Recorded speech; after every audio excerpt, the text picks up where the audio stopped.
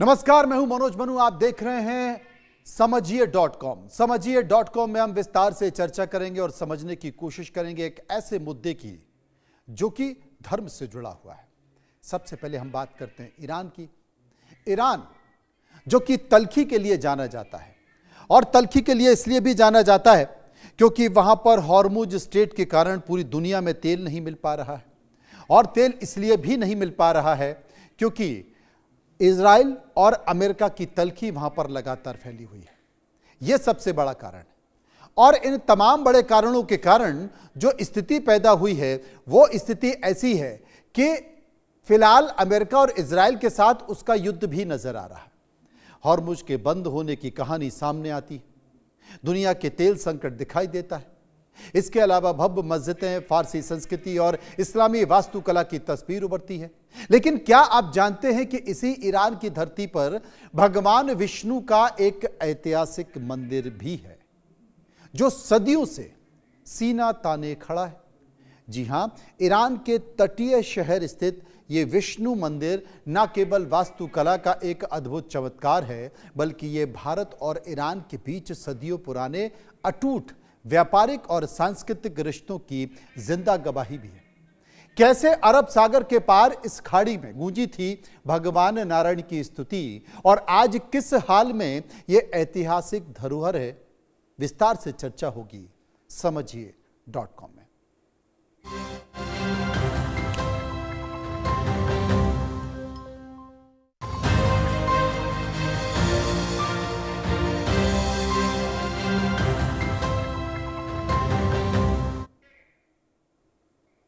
पूरी दुनिया में ईरान की चर्चा हो रही है। चर्चा इसलिए हो रही है क्योंकि ईरान ने दुनिया को तेल देना बंद कर दिया, तो दुनिया का तेल निकल गया। देश दुनिया के मीडिया में ईरान की चर्चा अमेरिका इजराइल की तल्खियों के साथ भी हो रही है। ईरान की चर्चा जब भारत में हो रही थी तो उन चर्चाओं में यह भी निकल कर आ रहा था कि भारत और ईरान के सांस्कृतिक संबंध बहुत पुराने और घनिष्ठ रहे हैं। तकरीबन 5000 साल पुराने सिंधु घाटी सभ्यता और फारसी सभ्यता के बीच व्यापार, प्रवास और सांस्कृतिक संबंध बहुत गहरे रहे। ये इतने गहरे थे कि ईरान से आए फारसी शरणार्थियों ने भारत को अपनी कर्म भूमि बनाया। जो भारतीय ईरान में व्यापार करने जाते थे उन भारतीयों के धर्म का सम्मान किया। ईरानी शासकों ने मंदिर बनाने के लिए भारतीयों को जमीन भी दी, और उसी जमीन पर बना भगवान विष्णु का भव्य मंदिर। असल में 134 साल पुराना यह मंदिर आज भी भारत और ईरान के सदियों पुराने रिश्तों की कहानी को बताता है। यह मंदिर है ईरान के बंदर अब्बास शहर में, जहां पर कभी भारतीय व्यापारी कारोबार करने आया करते थे, और इन्हीं व्यापारियों ने 1892 में भगवान विष्णु का मंदिर बनवाया। आज यह सिर्फ पूजा का स्थान नहीं, बल्कि हिंदुस्तान और फारस की साझा विरासत को सबसे अनोखी पहचान बन चुका है। मंदिर की दीवारों पर कृष्ण की झलक आपको मिलती है। गुंबद में ईरानी वास्तुकला नजर आती है, और पूरा ढांचा बताता है कि सभ्यताएं सीमाओं से नहीं बल्कि संस्कृति से जुड़ती है। आइए सिलसिलेवार तरीके से मैं आपको ग्राफिक के जरिए समझाता हूं कि इस मंदिर का आखिर पूरा सच या कहें अनकहा फैक्ट है क्या। सबसे पहले बात अमिताभ बच्चन की। हम मंदिर के सभी फैक्ट आपको विस्तार से बताते हैं, लेकिन उसके पहले आपको बताते हैं कि अचानक से यह मंदिर सुर्खियों में कैसे आया, इस मंदिर की चर्चा क्यों होने लगी, इसे भी समझिए। दरअसल जाने माने अभिनेता अमिताभ बच्चन का सोशल मीडिया पर एक पोस्ट वायरल हुआ। उन्होंने ईरान के बंदर अब्बास में एक विष्णु मंदिर पर बने वीडियो को शेयर किया। इंस्टाग्राम पर शेयर यह वीडियो कुछ ही घंटों में वायरल हुआ। वीडियो के कैप्शन में लिखा था कि ईरान के बंदर अब्बास में स्थित प्राचीन हिंदू विष्णु मंदिर। अमिताभ बच्चन ने लिखा, इसका निर्माण 1892 में कजार काल में हुआ। यह मंदिर शहर में काम करने वाले भारत के जितने भी हिंदू व्यापारी थे जो वहां व्यापार करने जाते थे उनके लिए बनवाया गया था। वीडियो में एक गीत भी है, फारसी भाषा में गाया हुआ। वो वीडियो भी शेयर किया गया, वो गाना भी शेयर किया गया क्योंकि वीडियो में था। अब अचानक से जब ये वीडियो डाला गया, ये पोस्ट डाली गई तो अमिताभ बच्चन ट्रोल हो गए। अमिताभ ने जैसे इस मंदिर से जुड़ा हुआ पोस्ट किया तो दूसरी स्थिति भी सामने आई कि अमिताभ के कुछ यूजर्स के निशाने पर आ गए और अमिताभ के द्वारा पोस्ट किए गए इस वीडियो के बाद सोशल मीडिया पर उनकी फिल्मों के सीन दिखाकर कहा गया, आपकी फिल्मों में सनातन को गलत तरीके से पेश किया गया। आप कुछ तस्वीरों को देखिए, अमिताभ के इस फिल्मों ने कुछ धार्मिक प्रतीकों का इस्तेमाल हुआ जिसमें इसको लेकर उनको ट्रोल किया गया। सोशल मीडिया एक्स पर यूजर्स ने अमिताभ को इस वीडियो पर ट्रोल करते हुए पूछा, बच्चन जी क्या आपको समझ नहीं आ रहा है कि आप क्या कह रहे हैं, या आप इतने भोले हैं कि समझ भी नहीं आ रहा है कि इसमें उनकी 4 फिल्मों के सीन दिखाए गए हैं। एक फिल्म दीवार का है जिसमें बिल्ला नंबर 786 की वजह से अमिताभ के किरदार को बचाते हुए बताया गया। वहीं फिल्म कुली में अमिताभ के किरदार को गोलियां खाने के बावजूद सीने पर दरगाह से उड़कर आई एक चादर जान बचा लेती है। और यूजर्स ने अमिताभ की दीवार और कुली जैसी फिल्मों के सीन शेयर करते हुए लिखा कि आपकी ज्यादातर फिल्मों में मंदिरों और सनातन धर्म को गलत तरीके से दिखाया गया। अब जो ट्रोलर्स हैं उनके पास तो कोई काम है नहीं, वो तो इंतज़ार करते हैं इन तरह की चीज़ों का। लेकिन दरअसल अमिताभ बच्चन ने जो वीडियो शेयर किया उसे संगीत निर्देशक कार्तिक कुलाल ने यूट्यूब पर साझा किया था। इसका टाइटल ईरानी भगवान विष्णु गीत और इसे फजीना किशन ने गाया था। ईरान का ये विष्णु मंदिर कथित तौर पर 1892 में मोहम्मद हसन साद अल मलेक के शासनकाल में हॉर्मुज़गान प्रांत में बनाया गया। बंदर अब्बास हॉर्मुज स्ट्रेट, जो कि आजकल बहुत चर्चाओं हैं, यहाँ पर सारे जहाज तेल के रुके हुए हैं, ईरान आगे नहीं बढ़ने दे रहा है, अमेरिका ने भी वहाँ पर नाकेबंदी कर दी। उसी बंदर अब्बास हॉर्मुज स्ट्रेट के किनारे पर स्थित है, जो भू राजनीतिक रूप से संवेदनशील समुद्री रास्ता है। अमेरिका ईरान युद्ध के पहले यानी कि 28 फरवरी से पहले पूरी दुनिया की करीब 20% तेल की सप्लाई की थी। ये लाइफलाइन थी उस सप्लाई की, 20% तेल की। अब जो सबसे बड़ी बात है कि मंदिर बनने की जो कहानी है वो मैं आपको बता देता हूं। लेकिन ईरान में भगवान विष्णु का मंदिर 19वीं सदी और 20वीं शताब्दी के ईरानी इतिहासकार ने जो जानकारी दी है उसके हिसाब से मैं आपको बता रहा हूं। कवि और लेखक मोहम्मद अली साजिद अल सुल्तानी का लेख है। ईरानी इतिहासकार के लेख में इस मंदिर का जिक्र होता है। ब्रिटिश इंडियन कंपनी के लिए काम करने वाले भारतीयों के लिए यह मंदिर बनवाया गया था 1888 में। 1888 में मंदिर बनाने की अनुमति दी गई थी। निर्माण में पूरे के पूरे 4 साल लगे थे, जिसके बाद हिंदू समुदाय को पूजा स्थल मिला। और यह मंदिर दर्शाता है कि दोनों समुदाय शांतिपूर्वक सह अस्तित्व में थे। ये मंदिर आज एक रजिस्टर्ड राष्ट्रीय ऐतिहासिक स्मारक भी है। चूंकि स्थानीय लोग हिंदुओं को गोर या गबर कहकर पुकारते थे, इसलिए इस मंदिर को स्थानीय लोग गोरान कहते हैं। अमिताभ ने सोशल मीडिया एक्स पर भी यही वीडियो शेयर किया था। देखिए अब कितनी पुरानी वास्तुकला है। मंदिर की जो वास्तुकला है ईरान के हॉर्मुज़गान प्रांत की राजधानी बंदर अब्बास में स्थित है। मंदिर की जो वास्तुकला पारंपरिक भारतीय शैली से थोड़ी सी अलग है, उसमें ईरान की झलक दिखाई देती है। ईरानी प्रभाव वाली इंडो ईरानियन जो शैली है उसमें यह निर्मित है। उसका जो मंदिर का केंद्रीय कक्ष है वो प्याज के आकार का एक गुंबद है जिसमें कमल की नक्काशी बनी हुई है।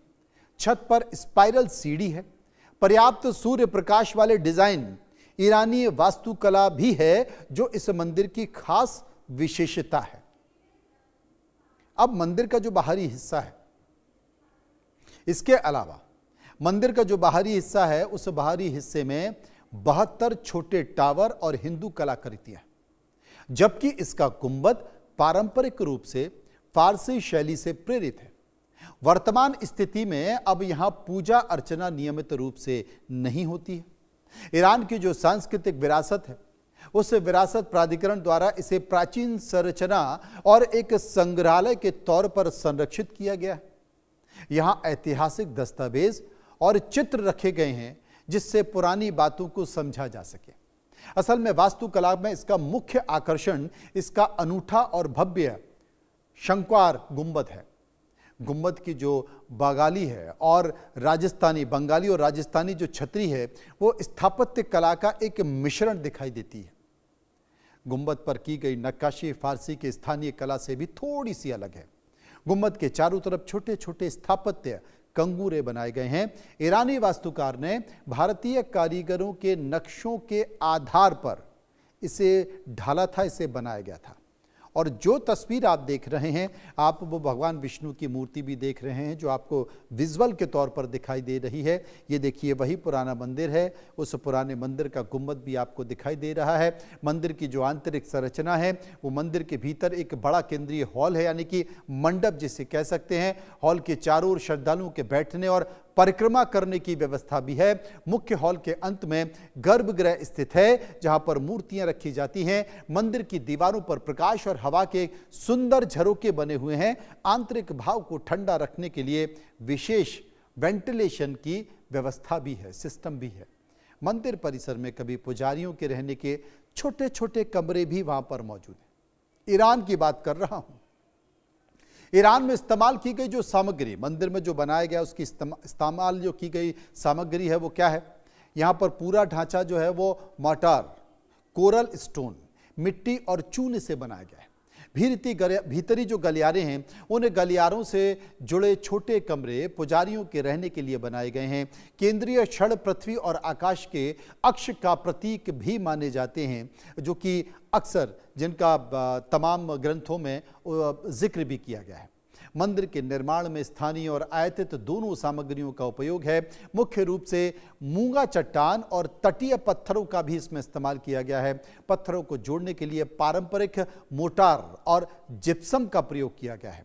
मंदिर की मजबूती के लिए कुछ विशेष लकड़ियां भारत से मंगवाई गई थी।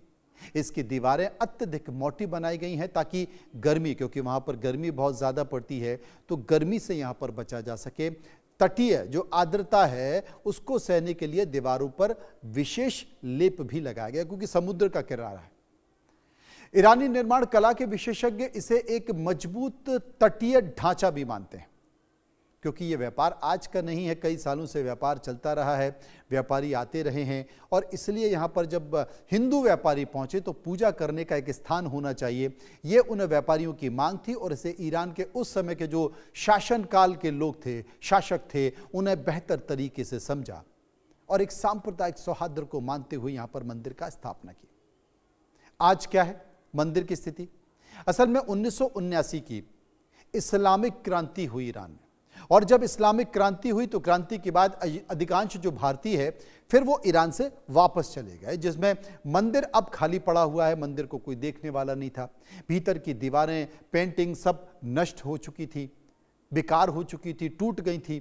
लेकिन भगवान विष्णु, बुद्ध और कृष्ण राधा की जो पुरानी मूर्तियां हैं और पेंटिंग है वो अब भी वहां पर मौजूद हैं। एक कमरे को, मंदिर के एक कमरे को छोटा सा संग्रहालय बनाया गया है। वहां पर मूर्तियां रखी गई हैं और एक तरह से कह सकते हैं कि नटराज यानी कि शिव की मूर्ति भी वहां पर रखी हुई है। विष्णु की मूर्ति है, नटराज की मूर्ति है, राधा कृष्ण की मूर्तियां हैं।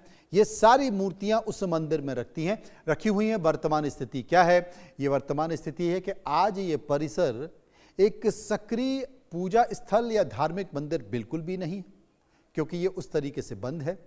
वर्तमान में इसे एक ऐतिहासिक स्मारक या संग्रहालय के तौर पर बदल दिया गया है। मंदिर का जो केंद्रीय हॉल है, केंद्रीय कक्ष है, वो पारंपरिक ईरानी हस्तशिल्प की प्रदर्शनी है। वो यहाँ प्रदर्शनियां लगती हैं। पर्यटकों को यहाँ पर भारत और ईरान के पुराने व्यापारिक रूट के नक्शे दिखाए जाते हैं कि भाई भारत से जितने भी व्यापारी यहाँ आते थे, देखिए वो किस किस तरीके से आते थे, किस रूट से आते थे, वो नक्शे यहाँ पर लगा दिए गए हैं संग्रहालय में। हालांकि गर्भकाल में आज भी उनके मूल ढांचे को खाली रखा गया है, उसमें कुछ बदलाव नहीं किया गया है, उसमें कुछ नहीं किया गया है। ये स्थान बंदर अब्बास शहर के सबसे प्रमुख दर्शनीय स्थलों में से एक है और जो भी इस शहर में आता है वो इस संग्रहालय को देखने जरूर आता है। अब आपको यह भी बता दूं कि ईरान में जो स्थानीय लोग हैं इसे फारसी भाषा में परस्त शागा ए विष्णु या फिर हिंदू मंदिर ही कहते हैं, आज भी कहते हैं। मंदिर शहर के केंद्र में आयतुल्ला खमनेई बुलेवार्ड के पास स्थित है। ईरान के पर्यटन मानचित्र पर यह एक बेहद विशिष्ट स्थान रखता है। जिस समय निर्माण हुआ उस समय ईरान के कजार राजवंश के शासन काल का था। उस समय ईरान के शासन नसिर अल दीन शाह कजार हुआ करते थे। ब्रिटिश भारत और फारस के बीच जो व्यापारिक संधियां हैं उन संधियों के तहत इसे मंजूरी मिली थी। दो देशों के बीच संधियां हुई और इसे मंजूरी मिली, तब यह मंदिर बनाया गया। कजार काल के स्थापत्य दस्तावेजों में इस मंदिर का स्पष्ट उल्लेख भी मिलता है। मंदिर में किस किस का योगदान रहा इसे समझिए। मुख्य रूप से पाकिस्तान के सिंध और चिलियानवाला के व्यापारी इसमें शामिल थे, उन दोनों ने मिलकर बनवाया था। ब्रिटिश इंडिया कंपनी के साथ आए भारतीय सिखों ने भी इस मंदिर को बनाने में योगदान दिया। शिकारपुर के लोहान समुदाय के व्यापारियों ने भी वित्तीय मदद इस मंदिर के लिए की। ये व्यापारी बंदर अब्बास में रहकर मसाले और सूती कपड़ों का व्यापार करते थे। अपनी दैनिक धार्मिक जरूरतों को पूरा करने के लिए उन्होंने जमीन खरीदी और 1890 के दशक में ब्रिटिश काउंसिलर रिपोर्ट इस निर्माण की पुष्टि भी करती है। जो 1890 की रिपोर्ट है वो इस मंदिर निर्माण की पुष्टि करती है। भगवान विष्णु की जो स्थापना है, मंदिर के मुख्य गर्भगृह में भगवान विष्णु की मूर्ति स्थापित की गई। ऐतिहासिक स्रोत के अनुसार ये मूर्ति जयपुर से मंगवाई गई थी। विष्णु के साथ भगवान कृष्ण की मूर्ति, राधा कृष्ण की मूर्ति के भी प्रमाण हैं। हर साल जन्माष्टमी और दिवाली पर यहाँ पर विशाल उत्सव भी मनाया जाता था। मंदिर में नियमित रूप से शंखनाद और आरती की आवाज गूंजती थी। फारसी डायरियों में स्थानीय लोगों के इस पूजा को देखने का जिक्र होता था। ये मंदिर खाड़ी क्षेत्र के वैष्णव संप्रदाय का सबसे बड़ा केंद्र माना जाता था और जितने भी लोग उस खाड़ी देशों में रहते थे वो त्योहारों पर इस मंदिर में जरूर आते थे। अब अचानक से स्थिति कब बदली? 1940 में। 1940 के दशक के आते आते स्थितियां तेजी से बदलने लगी। द्वितीय विश्व युद्ध के बाद अधिकांश भारतीय व्यापारी ईरान छोड़कर जाने लगे। भारत के विभाजन के बाद सिंधी जो प्रवासी थे उन सिंधी प्रवासियों का भी पूरी तरह से पलायन हो गया था। रख रखाव के अभाव में, पुजारियों के ना होने के बाद मंदिर सूना हो गया।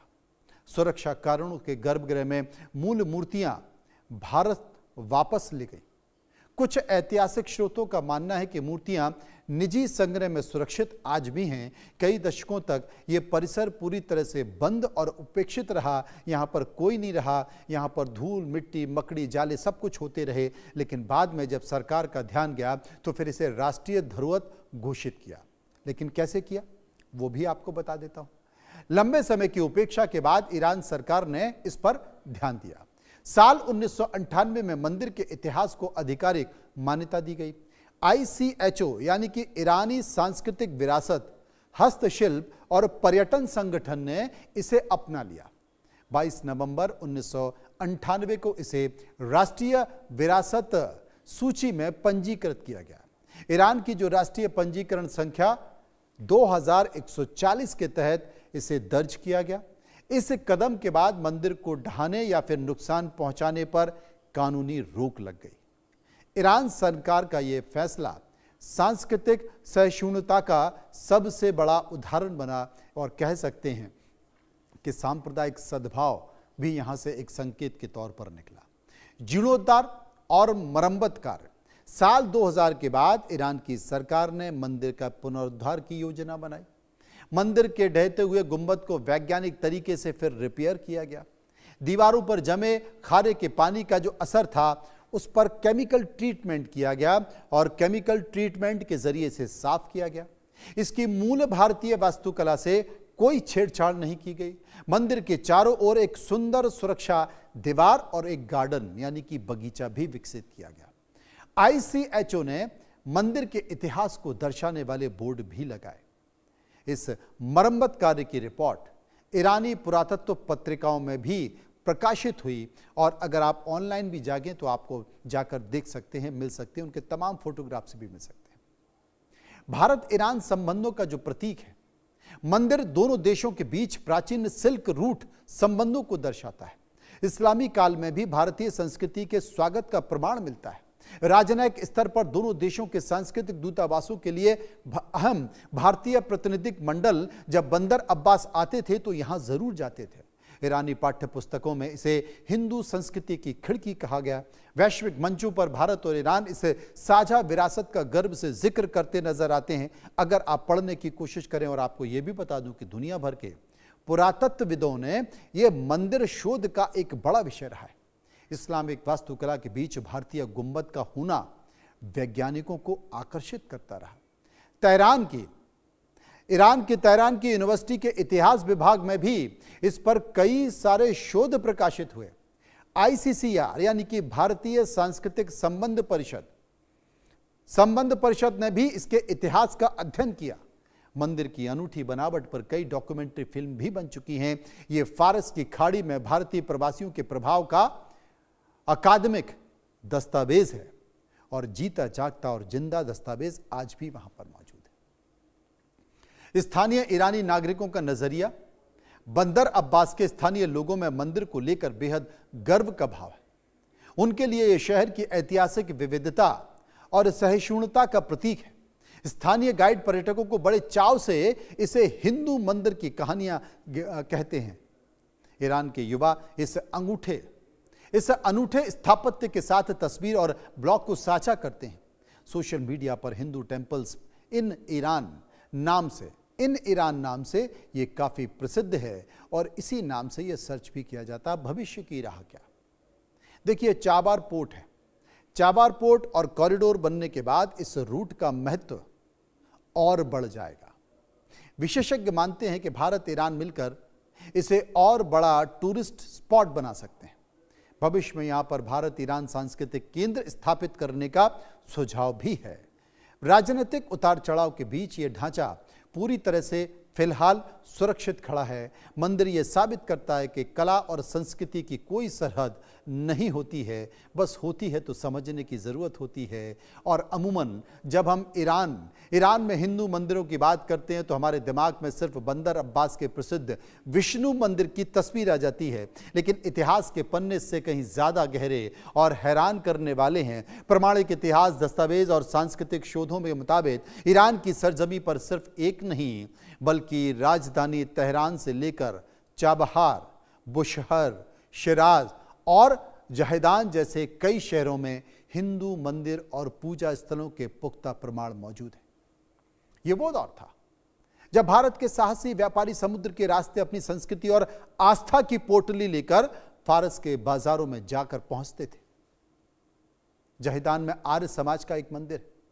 जायदान में आर्य समाज मंदिर है जो कि पूर्व ईरान के सिस्तान बलूचिस्तान प्रांत की राजधानी जायदान में भी मंदिर है।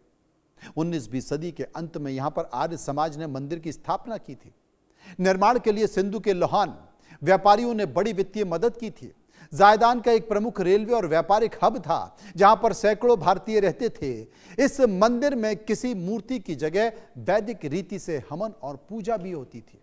स्थानीय ईरानी प्रशासनिक दस्तावेजों में इस भवन का ऐतिहासिक पंजीकरण, ये मंदिर भारत, अफगानिस्तान और ईरान के त्रिकोणीय व्यापारिक संबंधों की भी गवाही देता है।